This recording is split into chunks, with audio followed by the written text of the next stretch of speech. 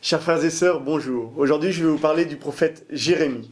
Comme vous le savez, le Seigneur s'est choisi le plus petit des peuples sur la face de la terre pour en faire son peuple élu, le plus grand à la face des nations.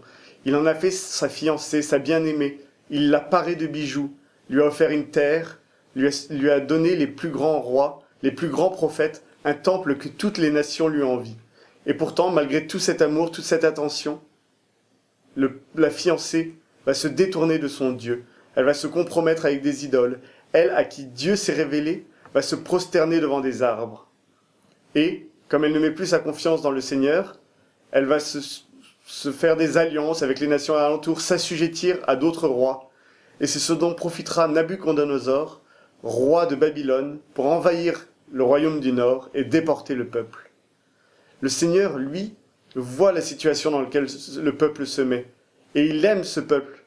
Il ne veut pas que ça lui arrive. Il va donc se susciter un prophète, Jérémie, pour annoncer les malheurs et rappeler l'amour de Dieu. Sans cesse, Jérémie, malgré les oppositions des rois, va rappeler que le Seigneur est le seul en qui Israël doit mettre sa confiance. Le seul qui l'a aimé depuis le début et qui l'a conduit jusqu'à sa grandeur. Malheureusement, le peuple va continuer dans sa perversion et va être déporté, comme je le disais tout à l'heure, par Nabuchodonosor. Et même dans cette déportation, le Seigneur continuera à susciter Jérémie pour consoler le peuple et lui annoncer une alliance nouvelle. Voici les termes de cette alliance.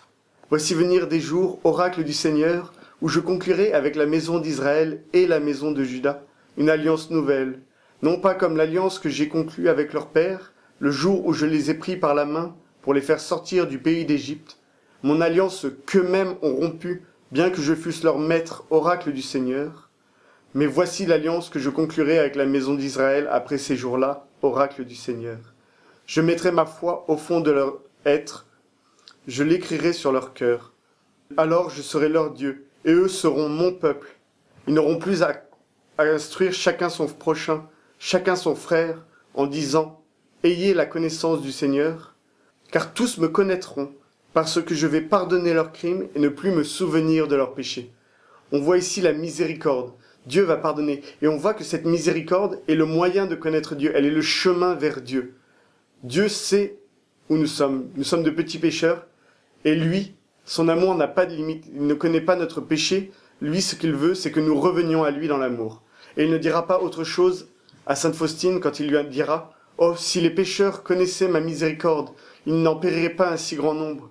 Dis aux âmes des pécheurs qu'elles ne craignent pas de s'approcher de moi. Parle-leur de ma grande miséricorde. » Ainsi donc, à travers les siècles, le Seigneur n'a de cesse de venir nous chercher où que nous soyons. Nous qui sommes encore aujourd'hui en exil, loin de lui, nous qui avons cessé la pratique, nous qui avons préféré ce monde à son amour, lui vient sans cesse nous chercher. Et aujourd'hui, il vous suscite chacun de vous, comme des Jérémie, comme des Sainte Faustine, pour aller annoncer la miséricorde.